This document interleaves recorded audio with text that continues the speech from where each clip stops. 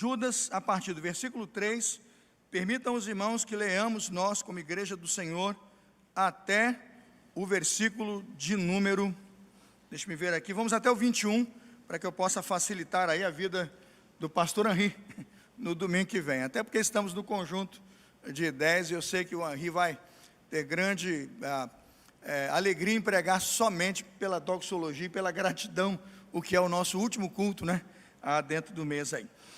Judas 3 até o versículo 21. Se os irmãos acharam, digam amém. Permitam-me ler a minha Bíblia, um pouco mais tradicional, até porque vai ajudá-los a compreender as diferenças no texto. Não quero confundir aí o nosso internauta não, que está olhando na tela essa versão da Almeida Revista e Corrigida, mas eu queria usar a minha versão mesmo, mais tradicional, e o irmão que tem NVI vai ficar espantado com as diferenças de vocabulário, mas que trazem muito sentido ao que vamos falar hoje, sobre a questão da tradição, da atualização do contexto da inovação, e como é importante pensar nas revisões que o texto sofreu ao longo dos anos, e como nós somos abençoados quando lemos um texto e conseguimos compreendê-lo em inteiro teor. Judas, a partir do verso 3, a palavra do Senhor diz assim: Amados, procurando eu escrever-vos com toda a diligência acerca da salvação comum, tive por necessidade escrever-vos e exortar-vos a batalhar pela fé que uma vez foi entregue aos santos. Porque se introduziram furtivamente alguns, os quais já antes estavam escritos para este mesmo juízo, homens ímpios que convertem em dissolução a graça de Deus e negam a Deus, o único dominador e Senhor nosso, Jesus Cristo. Mas quero lembrar-vos, como a quem já uma vez soube isto, que havendo o Senhor salvo um povo, tirando da terra do Egito, destruiu depois os que não creram. E aos anjos que não guardaram o seu principado, mas deixaram a sua própria habitação, reservou na escuridão em prisões eternas até o juízo daquele grande dia. Assim como Sodoma e Gomorra e as cidades circunvizinhas, que havendo-se entregue à fornicação, como aqueles, e ido após outra carne, foram postas por exemplo, sofrendo pena do fogo eterno. E contudo também estes semelhantemente adormecidos, contaminam a sua carne, e rejeitam a dominação, e difamam as dignidades. Mas o arcanjo Miguel, quando contendia com o diabo e disputava a respeito do corpo de Moisés, não ousou pronunciar juízo de maldição contra ele, mas disse: o Senhor te repreenda. Estes, porém, dizem mal do que não sabem, e naquilo que naturalmente conhecem, como animais irracionais, se corrompem. Ai deles, porque entraram pelo caminho de Caim, foram levados pelo engano do prêmio de Balaão, e pereceram na contradição de Coré. Estes são manchas em vossas festas de amor, banqueteando-se convosco, e apacentando-se a si mesmos sem temor. São nuvens sem água, levadas pelos ventos de uma para outra parte. São como árvores murchas e infrutíferas, duas vezes mortas, desarraigadas. Ondas impetuosas do mar, que espumam com as suas mesmas abominações, estrelas errantes, para os quais está eternamente reservada a negrura das trevas. E destes profetizou também Enoque, o sétimo, depois de Adão, dizendo: eis que é vindo o Senhor com milhares de seus santos, para fazer juízo contra todos, e condenar dentre eles todos os ímpios, por todas as suas obras de impiedade, que impiamente cometeram, e por todas as duras palavras que ímpios pecadores disseram contra ele. Estes são murmuradores, queixosos da sua sorte, andando segundo as suas concupiscências, e cuja boca diz coisas muito arrogantes, admirando as pessoas por causa do seu interesse. Mas vós, amados, lembrai-vos das palavras que vos foram preditas pelo apóstolo de nosso Senhor Jesus Cristo, os quais vos diziam que nos últimos tempos haveria escarnecedores que andariam segundo as suas ímpias concupiscências. Estes são os que a si mesmos se separam, sensuais, que não têm o Espírito, mas vós, amados, edificando-vos a vós mesmos sobre a vossa santíssima fé, orando no Espírito Santo, conservai-vos a vós mesmos no amor de Deus, esperando a minha misericórdia de nosso Senhor Jesus Cristo para a vida eterna. Amém, irmãos? Quando olho para um texto como esse, não tem como não estar emocionado em pensar que o Espírito Santo do Senhor detém o controle da sua igreja e a direção espiritual da mesma. Quando olho uma carta como esta e a compreendo muito mais do que discutir aqui a questão da presença de textos que não estão dentro do nosso cânon, né, protestante, ou dentro do cânon que nós professamos. Esses textos têm aqui citações de muitos livros que são apócrifos ou pseudepígrafos, estão para fora da Bíblia, e que Judas o busca como um recurso de aplicação histórica sobre o perigo de não considerar a entrada da heresia na igreja. Eu olho para um texto como esse, para uma construção como essa, e sou levado a agradecer a Deus pelo poder que Deus soberano tem de conduzir todas as coisas para o fim que Ele, Deus, deseja dar a todas as coisas. Sou levado a acreditar e a crer que a soberania de Deus é o motivo pelo qual uma carta como essa chega a um grupo que o próprio Judas vai chamar de chamados, guardados e conservados, chamados, santificados e conservados em Deus, um grupo pelo qual ele dirige sua carta e diz que a misericórdia, a paz e o amor de Deus sejam multiplicados, para dizer a esse grupo: tenham cuidado com as heresias que chegam à igreja, mas por favor tenham uma motivação para viver e existir, que vocês estejam motivados a batalhar pela fé. Esse foi o último slide que o pastor Lucas pregou no domingo passado. Se eu estava no lugar certo, na hora certa, e ouvi o sermão, foi a última frase: igreja, nós somos convidados a batalhar pela fé.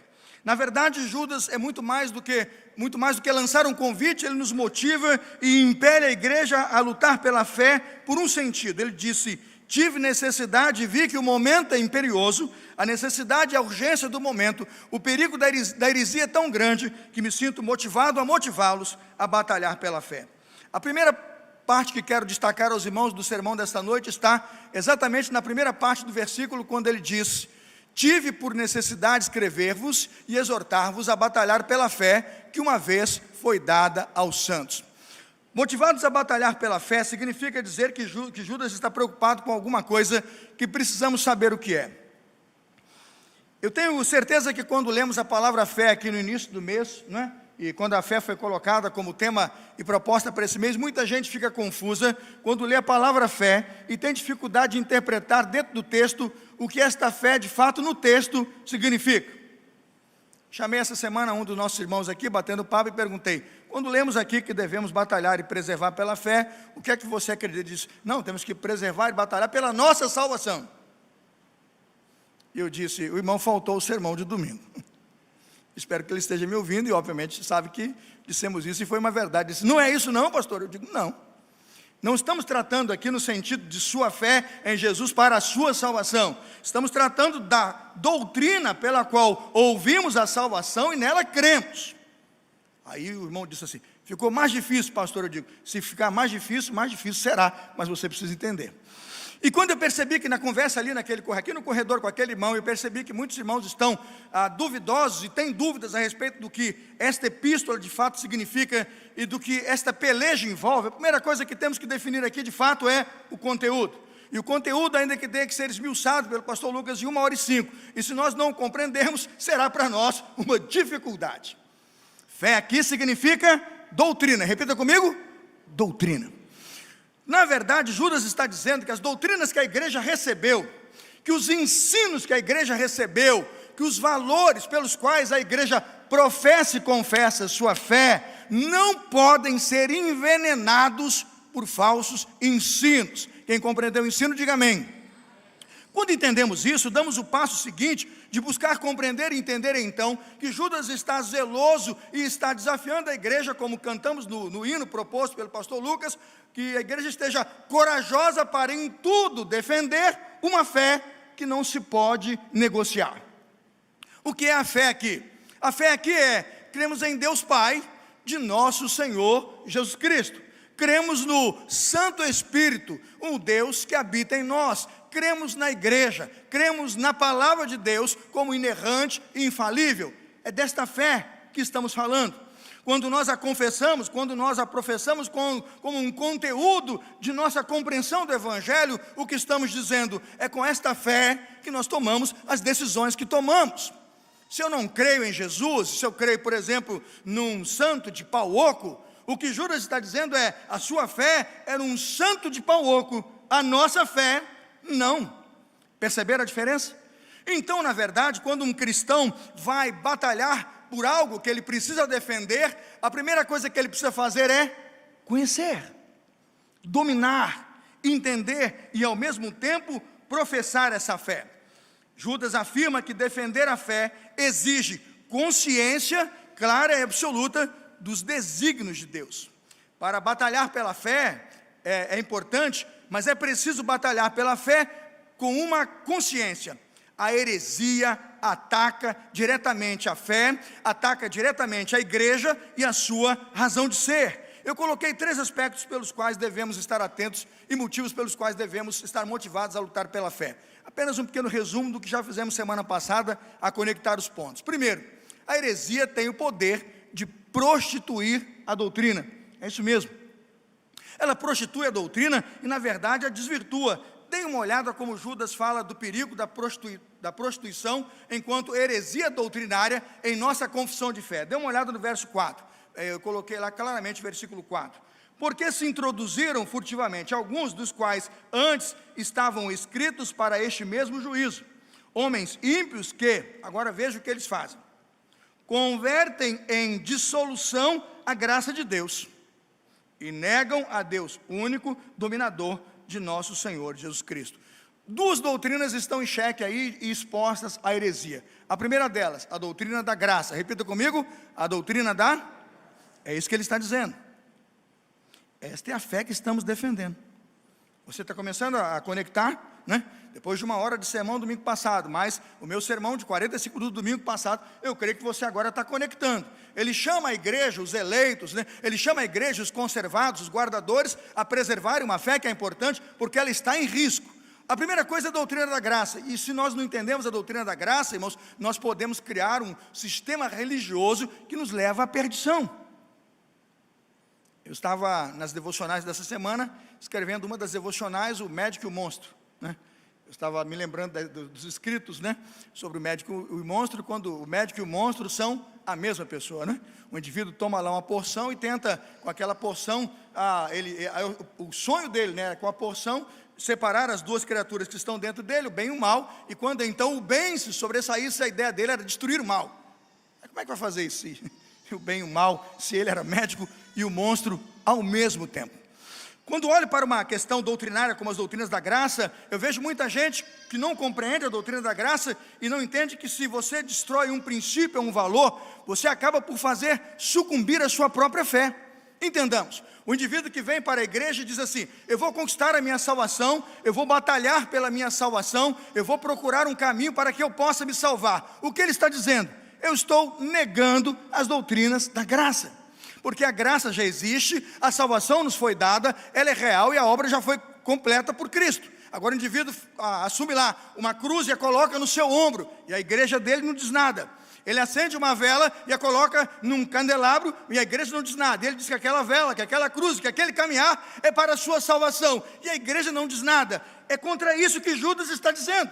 Se nós permitirmos que essas pessoas continuem fazendo o que estão fazendo, pensando o que estão pensando e crendo no que estão crendo, elas estão tornando a doutrina da graça em uma, veja, dissolução. Eles a corrompem, eles a pervertem.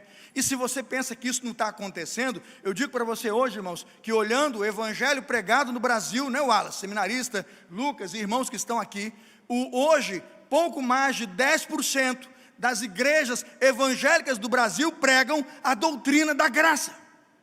Você diz, pastor, a estatística é assustadora mesmo. Os cultos evangélicos do Brasil estão longe, muito longe longe de ensinar as doutrinas da graça, de um sacrifício suficiente, de uma ação suficiente, de um homem incapaz, onde todos pecaram e destituídos estão da glória de Deus, onde a Bíblia diz, Romanos 3, que não há nenhum justo sequer. Se não zelamos por isso, se não guardamos isso, se não cuidamos disso, o que estamos fazendo é corromper a verdade do Evangelho e permitimos que o homem caminhe tentando se salvar, mas o que ele vai fazer é se perder, porque o Cristo que ele professa, a cruz que ele carrega, a vela que ele acende, são para a sua dissolução, diz a Bíblia, e para a sua o quê? Condenação. O alerta então é grave, e o chamado da igreja é para que a igreja então esteja atenta, porque a heresia tem o poder de prostituir a doutrina, mas a heresia tem a capacidade de perverter a doutrina de Cristo. Eu coloquei como segundo ponto. Como que se pode perverter a doutrina de Cristo? Quando tornamos Cristo uma pessoa comum ou um Deus qualquer. Eu citaria sem qualquer medo e sem qualquer tipo de ser reprimido a ideia do testemunho de Jeová ou do testemunho de Jeová. Quando nega a divindade de Deus e tira Cristo do lugar que é dele. Irmãos, não há futuro para uma religião como esta, no sentido de doutrina graciosa da salvação e do reino de Deus eterno. Não há futuro. Todos que trilharem por essa porta estarão absolutamente condenados à perdição eterna, porque é isso que diz o Evangelho. E por isso a carta é tão dura, é tão gritante, tão pulsante, porque não há outro nome no qual devamos ser o que, irmãos? Salvos. Estes versículos são tão poderosos, pelos quais a igreja deve se ajoelhar e prostrar e agradecer todos os dias, porque o Espírito Santo nos revela esta verdade, nos dá essa verdade como verdade que é dele, está na Escritura, e nós devemos pregar. E veja, orar e ter misericórdia e compaixão, e orar absolutamente pela conversão de todos aqueles que a esse Cristo não confessam, porque não há outra porta.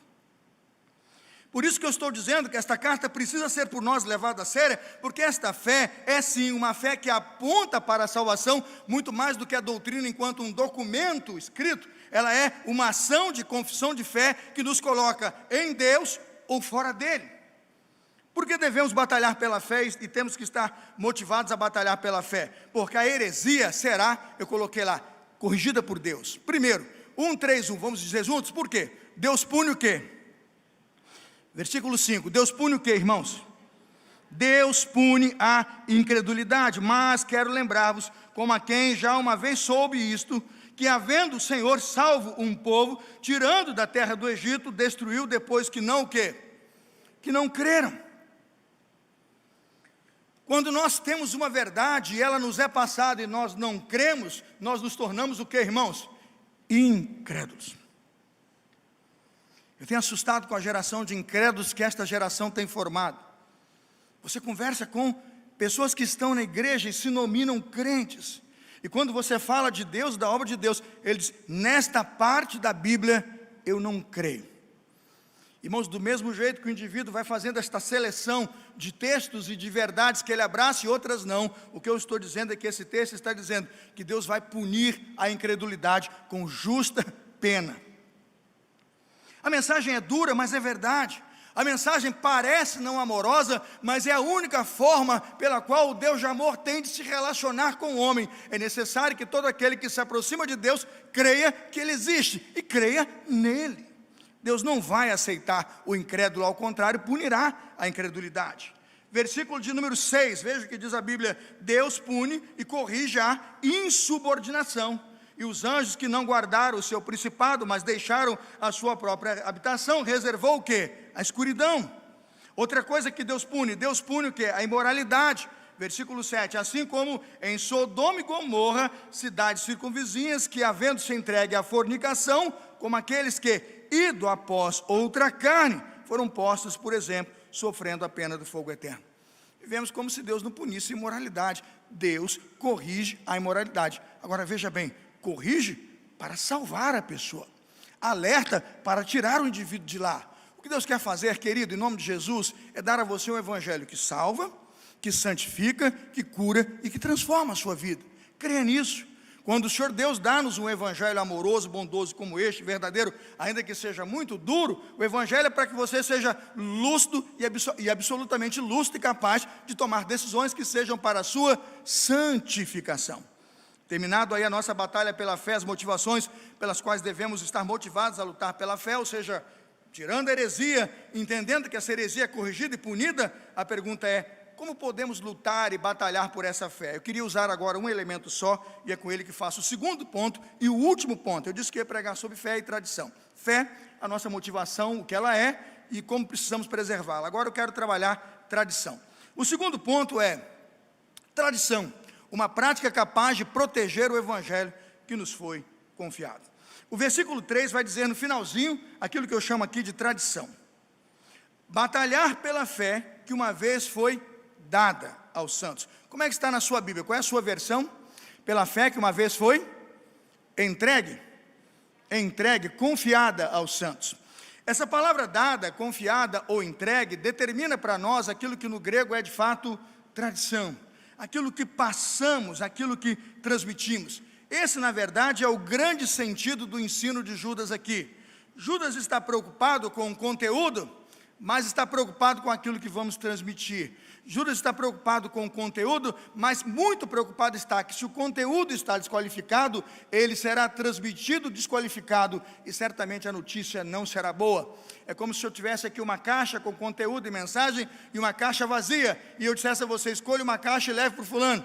E você escolhe a vazia. Eu digo: você vai cumprir a mesma missão, vai pegar a caixa, vai entregar para o fulano, mas a caixa vai estar o quê? Vazia. Preocupado com aquela mensagem que vai ser levada às futuras gerações, e quem sabe hoje, escrevendo esta carta a PIB Campo Grande, Judas está dizendo: não transmitam conteúdo, ou uma caixa sem conteúdo, ou uma doutrina que não seja o evangelho, porque isso vai causar danos ao futuro da igreja e à igreja do futuro. Quando pensamos em tradição, entendemos que a fé que foi entregue aos santos é por nós e por nossa história chamada de, veja, tradição. Nós a recebemos porque por ela aprendemos. Domingo passado eu fiquei impressionante como o nome, acho que é Débora o nome da sua mãe, Lucas? Como é que é o nome da sua mãe? Ana Cláudia. O nome Ana Cláudia surgiu muitas vezes aqui domingo passado. Era interessante que eu confio mais na minha mãe. A minha mãe sabe das coisas. Eu aprendi com a minha mãe. Eu não sei quantas vezes você disse, eu pensei que era o sermão do Dia das Mães, né? Quando eu vi o Lucas o tempo todo nos enfatizando aquilo, eu entendi claramente o que ele insistia em dizer. O que nós aprendemos, nós perpassamos. E como repassamos, depende de como nós aprendemos. A tradição hoje, irmãos, é de forma prática uma das melhores maneiras de proteger o evangelho.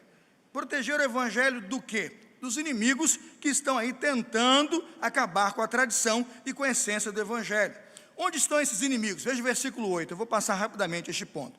Versículo 8, ele diz assim: e contudo também estes, semelhantemente adormecidos, contaminaram a sua carne e rejeitam a dominação e difamam as dignidades. Quem são esses? Os alienados da realidade. Gente que ao ouvir a informação, não está nem aí para o que é ensinado. O que Paulo está dizendo é que esta gente é, na verdade, um grande perigo, um absoluto perigo à estrutura religiosa de nossas igrejas. Gente, no versículo 8, focada na imoralidade. Gente cuja religião, versículo 11, é absolutamente egocêntrica. Dá uma olhada no verso 11, ele diz assim: ai deles, porque entraram pelo caminho de Caim. O que foi Caim, senão um egocêntrico, que prestou a Deus um culto que ele queria, e um culto que satisfazia a ele e não a Deus. Veja, por exemplo, o versículo 11, a parte B, o prêmio daqueles que são premiados, como foi o prêmio de Balaão, ou premiados pelo engano de Balaão. Quem foi Balaão, senão aquele que se vendeu pelo poder e pelo dinheiro?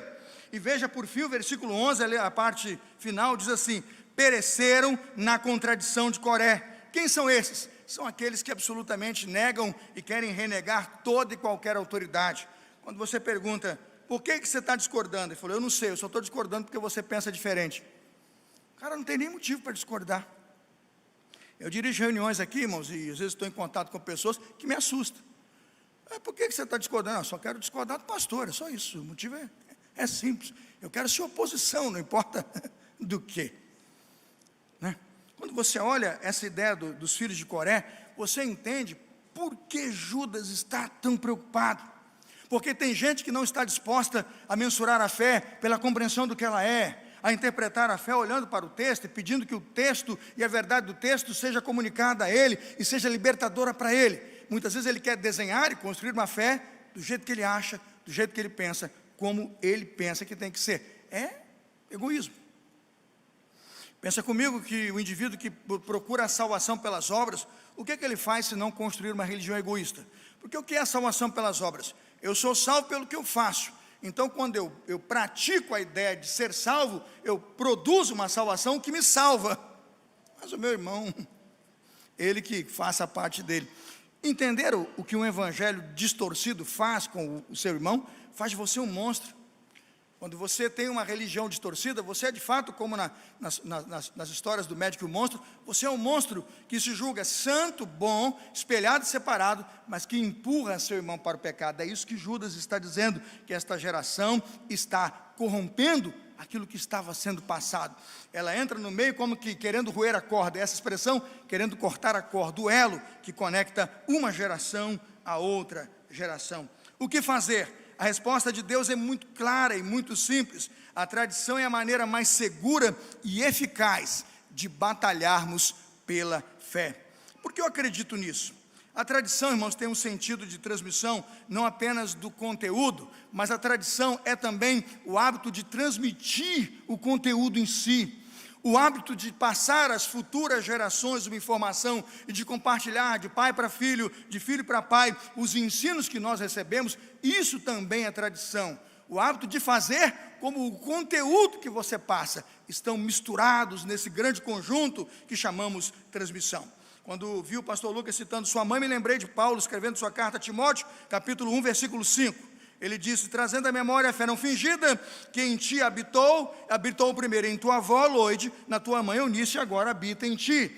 Perceba aqui 3 elementos na relação de Loide, da avó, Eunice, da mãe Eunice e de Timóteo. Eles estão envolvidos no conjunto de fé, tradição e transmissão. A fé passou de pai para filho. Onde está isso? Abra comigo o Salmo 78, por favor. E já vamos aqui caminhando ao final desta mensagem. Dê uma olhada no Salmo 78. Acompanhe. Se a equipe quiser projetar, pode fazê-lo. Salmo 78, a partir do verso 3, você vai entender que grandiosidade, irmãos, é receber uma coisa pura, uma coisa linda como é o Evangelho e poder passar isso às futuras gerações. E é sobre isso que estamos discutindo aqui. Salmo 78 diz assim, versículo 3: os quais temos ouvido e sabido, e nossos pais nos têm contado. Não os encobriremos aos seus filhos, mostrando à geração futura os louvores do Senhor, assim como a sua força e as maravilhas que fez. Versículo 5, pode colocar o 5 na tela, vamos ler juntos? Porque ele estabeleceu um testemunho em Jacó, pôs uma lei e ordenou. O que é isso aqui? Tradição. Gente que fica todo arrepiado quando fala de tradição. Gente que acha que está me ofendendo quando diz assim, você é pastor de uma igreja muito tradicional. Eu digo, olha, eu tenho até um santo orgulho. Não posso me orgulhar de nada que não seja a cruz, mas eu tenho até um santo orgulho. Porque são essas coisas que dão sentido ao que estamos fazendo e que nos dão segurança de que o que estamos fazendo, uma vez por todas, está revelado numa Escritura, é controlado pela soberania de um Deus que é poderoso para fazer isso e nos dá a segurança de que é para Ele e na direção dEle que nós estamos caminhando, amém, irmãos? Nós estamos usando um mapa cujo caminho final é Deus e a sua glória. E isso o salmista Asaf aqui está cantando essa canção e está dizendo, vamos contar isso às futuras gerações. Veja o verso 6, ele diz, para que a geração vindoura a soubesse, os filhos que nascessem, os quais se levantassem e contassem a seus filhos. Coisa linda, é uma igreja que tem tradição, cujo conteúdo é a mais pura e legítima fé, cuja verdade é a fé verdadeira, a fé que salva, é a verdadeira fé que liberta. É como ter segurança, dizer com o apóstolo Paulo, o que recebi do Senhor, isso também vos entreguei. Essa é a nossa mensagem. Quando olho para a história da igreja cristã, agradeço muito a igreja que preservou, por exemplo, o conteúdo de sua fé, através do que chamamos sucessão apostólica. O que seria da igreja não fosse a sucessão apostólica como um selo de qualidade na origem da doutrina? Nós estaríamos hoje num vendaval doutrinário terrível. Obviamente que as igrejas até perverteram e corromperam em algum momento o ensino e trouxeram para si o único direito de interpretar a Escritura. Isso foi um erro. mas nunca, irmãos, teríamos chegado onde nós estamos se nós não entendêssemos que a mensagem que pregamos, ela tem origem nos apóstolos, que viram Jesus com seus próprios olhos e nos contaram a mensagem da fé. Me lembro de Tertuliano, quando escreve sua prescrição contra os hereges. Tertuliano, na sua prescrição contra os hereges, diz o seguinte: a igreja é proprietária das escrituras, ninguém além da igreja tem o direito de usar esses textos. Aí você diz assim: pastor, isso é muito rigoroso. É claro, mas em que tempo Tertuliano está falando? Entenda, que tipo de heresia, ou que tipo de luta este homem estava enfrentando, quando ele atribui à igreja o exercício de basilar a doutrina e de passar responsabilidade àqueles que são seus seguidores. Ele estava preocupado para que essa verdade postulada fosse de fato a verdade de Deus aos homens. Mas quando ele procurou ver aqueles que estavam guardando a verdade, quando ele procurou ver aqueles que tinham o dever de difundir a interpretação da Escritura, descobriu que aqueles homens estavam absolutamente vivendo uma vida de libertinagem, de perdição. O texto chega a dizer que ele abandonou a fé que estava praticando e seguiu por outros caminhos, que não mais aqueles. Ele tornou-se de fato então uma espécie de herege no mundo em que estava se propondo a defender. Por que eu estou dizendo isso? Batalhar pela fé não é simples. Batalhar pela fé e zelar pela fé requer que a igreja tenha clareza do que é a grande mensagem, o centro e o conteúdo, do que é a essência, e de tudo aquilo que está na periferia, qualificado ou desqualificado, bem interpretado ou mais ou menos interpretado. Vou ao segundo ponto deste ponto e termino aqui, dizendo aos irmãos que batalhamos pela fé quando contextualizamos os métodos de transmissão através da inovação. Muitos pensam que eu estou falando aqui da inovação tecnológica, e a minha preocupação será falar da inovação tecnológica, ainda que eu a valorize muito e agradeço a Deus, porque ela nos ajudou muito nesse tempo de pandemia. Não fosse essa câmera que está na minha frente, a câmera que eu estou falando com você que está em casa, e tem uma multidão aí nos assistindo em casa, e outra multidão aqui presente, eu posso dizer para você que talvez a igreja tivesse um fim muito difícil. Se eu tivesse que estar escrevendo cartas em papiro, entregando na caixa de correio dos irmãos, talvez o culto doméstico tivesse até uma chama, mas não seria talvez a interação que nós tivemos, porque a inovação tecnológica nos serviu. Mas eu estou para muito além da inovação tecnológica como sendo uma fonte de manter ou transmitir a tradição que pregamos, ainda que eu esteja usando hoje uma inovação tecnológica para transmitir a tradição e o evangelho. Mas eu queria falar em inovação no sentido de compreender a essência e discutir os métodos. Eu quero olhar para dois símbolos aqui. O primeiro símbolo, eu vou pegar esse aqui, que foi por muito tempo o símbolo do cálice único. Eu poderia usar qualquer um. Tinha o cálice de madeira, tinha o cálice de prata, tinha o cálice de ouro, né? Cada culto e cada lugar tinha o cálice, né? Eu creio que o cálice dos apóstolos era um cálice de madeira feito na mão daquele humilde carpinteiro. Provavelmente era. Imagina que as pessoas deitavam vinho aqui, então numa ceia de comunhão, botado o vinho, você dava a sua golada e passava para o irmão. Se isso é a doutrina e a tradição, imagina agora, nós estamos em que dia que é hoje? 16 de agosto de 2020. Eu vou botar aqui um cálice de vinho aqui, vou encher, vou beber e vou começar a pedir para você participar comigo da comunhão. Quantos no meio dessa pandemia beberiam desse cálice? Levanta a mão. Tem alguns aqui que estão até dizendo: eu vou beber, eu confio, porque eu vou morrer mesmo, mas eu morri porque o Senhor mandou. Mas não faz sentido. O cálice não é para a morte, é para a vida. Nós anunciamos a morte de Jesus até que Ele, e é para você ficar vivo até essa promessa se cumprir. E se não se cumpriu, você foi, mas vai voltar com Ele. O que eu estou dizendo é que o princípio do cálice único era um princípio que tinha a ver com a cultura e com o momento. E era uma tradição. Mas não era doutrina. E necessariamente não fazia parte do conjunto doutrinário. O que se dizia naquele momento é: você precisa partir o pão e comer o pão e dizer que o pão é o meu corpo. E beber o cálice, e ao beber o cálice, entender que o vinho que tem nesse cálice é o meu. Então veja, há um símbolo, e não é o cálice. Irmãos, não muito tempo atrás, antes de 1918, e a pandemia de 1918 matou muito mais gente, a nossa igreja pastoreada pelo pastor Duque Policarpo, um pouquinho antes, Eu me lembro que naquelas batalhas e todo aquele processo de pandemia e tudo, nós tínhamos uma batalha pelo cálice único. E você não sabe, mas está na ata de nossa igreja. A nossa igreja se dividiu no meio, nós somos mãe da igreja presbiteriana do bairro, porque metade dos nossos irmãos foram para a presbiteriana e metade ficaram por causa do cálice único. Nós nos dividimos porque queríamos beber ou no cálice único ou no cálice separado. Era motivo? Era necessário? Uma absoluta, entenda, incompreensão do que necessariamente poderíamos ter feito com a doutrina. Judas está discutindo a essência. Ele está dizendo, guardemos aquilo que aponta para a salvação da igreja. Quando a igreja troca esse cálice, aí veja, por esse, aí você diz assim, pastor, mudou muito, não é? Mas esse protege você, esse dá o direito a você de tomar um cálice com segurança e liberdade, lacrado, fechado, higienizado, com alumínio, nada entra por aqui, não tem como passar contaminação. Aí eu pergunto, qual é a diferença? Digo, tem toda a diferença, mas o tempo e a realidade dos fatos, a inovação de ter hoje a necessidade de usar uma tecnologia de um material como esse, para que você trabalhe e tenha uma ceia com absoluta segurança, diz que eu sei a diferença entre o que é um ato e o que é o símbolo.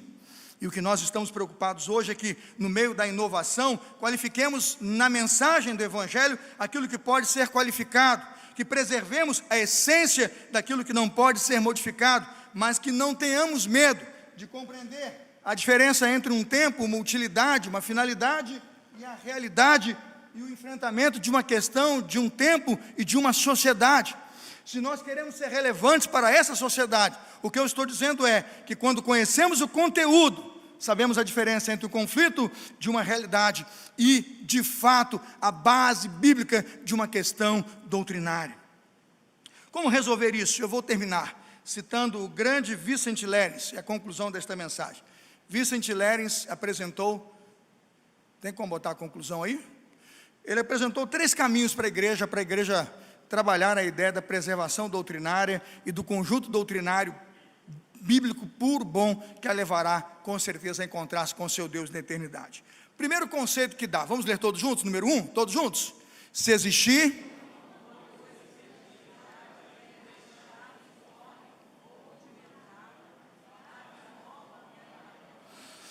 O que ele está dizendo é que se alguma coisa ficou muito antiga, e se a antiguidade e o tempo deixaram esta coisa informe e rudimentar, você precisa dar uma nova forma e um novo acabamento. Eu acabei de ilustrar. Se uma realidade se torna, pelo modelo antigo, desqualificado para ser usado no modelo novo, você pode, precisa e deve dar nova forma e novo acabamento. Me lembro dos grandes debates de Santo Agostinho, Agostinho de Hipona, quando apresentou a questão da alma incorpórea, e a igreja o chamou de herege. Quando ele disse, Deus incorpórea, alma incorpórea, a igreja quase excomungou e tornou-se herege. Mas quando todos os santos padres da igreja leram os tratados de Agostinho, descobriram, a alma é de fato incorpórea, e nós hoje aceitamos isso comumente, porque foi Agostinho que cunhou a ideia da predestinação, da eleição, como ninguém. As doutrinas da salvação foram por ele muito bem desenhadas, ainda que você não concorde com toda a interpretação, mas foi um passo para que a igreja chegasse a uma melhor compreensão. Algumas coisas, irmãos, ficaram na antiguidade, como altares, sacrifícios, bodes, ovelhas, não cabe mais. Segundo passo, vamos lá, todos juntos. Se algo, forma e desenvolvimento, o que é uma verdade que nós já sabemos que ela tem forma, irmãos, absolutamente forma e desenvolvimento, e que ela já está aqui crescendo e forte na igreja, que você pode fazer, consolidar e fortalecer. Há práticas e princípios pelos quais nós professamos e seguimos que precisam ser fortalecidos. Se nós não os consolidamos, eles vão morrer. Mas se eles estão conosco e nós os consolidamos, eles vão se fortalecer. Leitura de cânticos, ensinar a tradição, passar os princípios de pai para filho. Quantas coisas estão em nossa própria tradição que estão se perdendo, culto doméstico, princípios pelos quais estão nos ensinos da Escritura, mas que nós não estamos observando. Nossa missão, consolidá-los e fortalecê-los. Mas aquilo que é imexível, aquilo que não pode ser tocado, E isso aqui é o problema que Judas está tocando. Aquilo que se tirar, desaba a construção, que se mexer, ruiu o alicerce. Sobre isso, é sobre isso que ele está tratando, e é isso que Judas está preocupado. Isto não pode ser mexido. Vamos ler então o último ponto. Se algo foi...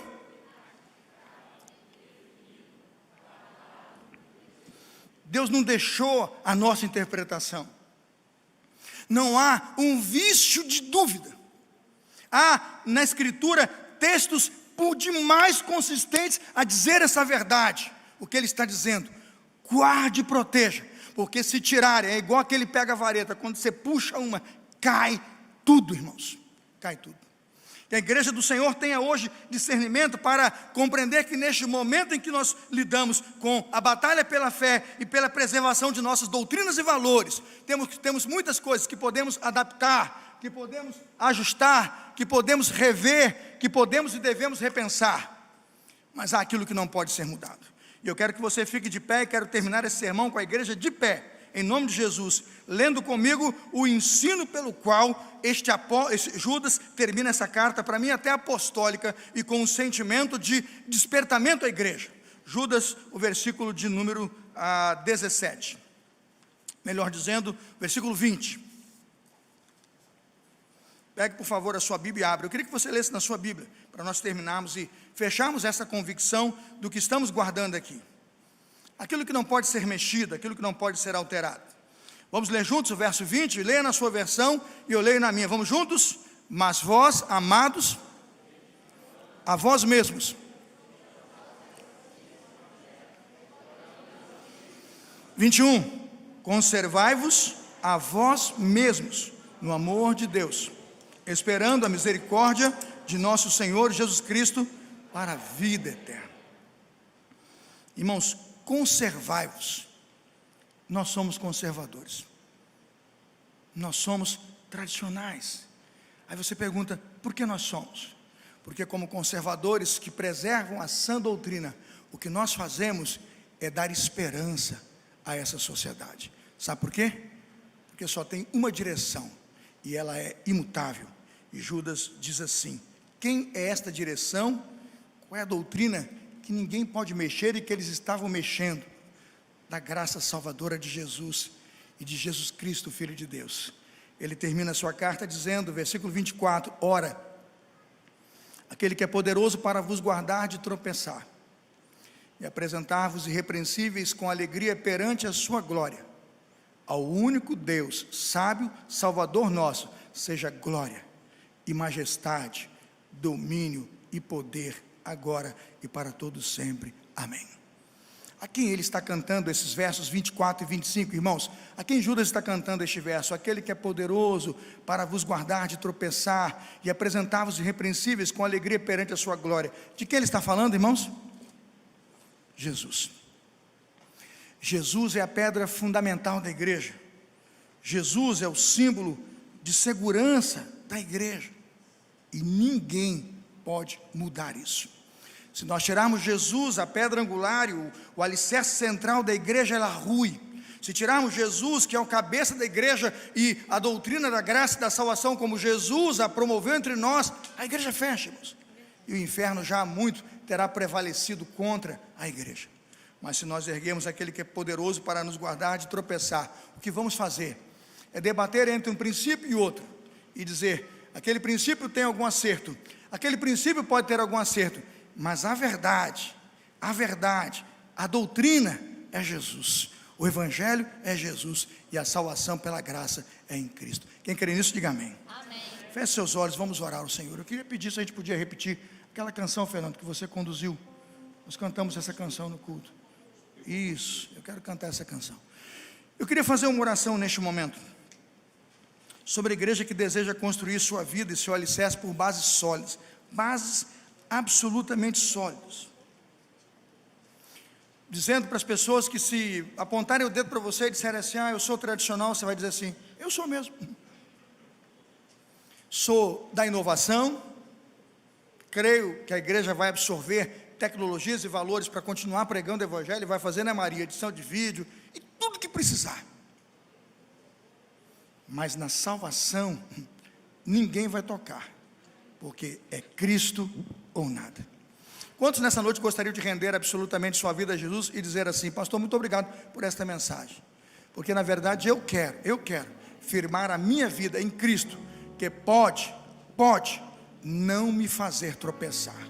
Ora, aquele que é poderoso para, em nome de Jesus, não permitir que você venha tropeçar, Ele pode fazer hoje infinitamente mais do que você está pedindo ou pensando. Quem gostaria de entregar a sua vida hoje a Jesus, dizer: Senhor, me livre de tropeçar. Aquele que é poderoso para fazer você hoje não tropeçar está aqui. Erga sua mão e diga: Senhor, eu quero professar a salvação em Jesus, eu quero não tropeçar nos caminhos da fé, eu quero uma fé sólida e firme em Cristo. Levante sua mão, eu quero orar por você. É só levantar a mão, eu quero orar. Deus abençoe, Deus abençoe. Quero professar uma fé em Jesus. Deus te abençoe, pode baixar. Só quero saber quantos entenderam esta palavra e estão dizendo: Jesus é sim o meu Senhor e Salvador. Um visitante, amigo que está aqui, Deus abençoe. Não saia sem erguer a sua mão e dizer assim: eu só posso crer, eu só posso confiar em Jesus Salvador. Há mais alguém onde você está? Deus quer abençoar você. Há mais alguém onde você está? Vamos orar. Senhor, abençoe essas mãos que se ergueram. Abençoe essas mãos que se ergueram. Firma essas mãos, ó Deus, e livre esses irmãos de tropeçarem. Quantas portas pregando o engano, quantos livros difundindo o erro, quanta frieza de coração, quanta gente enganada, comprando colares, acendendo vela, queimando incenso. Quanta gente, ó Deus, que não entendeu que o amor do Senhor é revelado no seu Filho, o homem que deu sua vida na cruz do Calvário. E Jesus não é nem esta religião, nem aquela. Jesus é Deus. E quem não se encontra com Jesus e com a verdade do Evangelho, não vive o Evangelho da graça e da salvação. Por isso eu quero pedir agora que aqueles que estão nesse santuário recebam o privilégio de, após terem erguido suas mãos a Jesus, de dizerem com todo o coração: a minha fé, o meu amor estão firmados em Jesus Cristo, o Senhor. Ele vai nos apresentar ante a glória do Pai, imaculados, cheios de júbilos, salvos. Por isso a Ele rendemos toda a honra, toda a glória e todo louvor, em nome de Jesus, amém.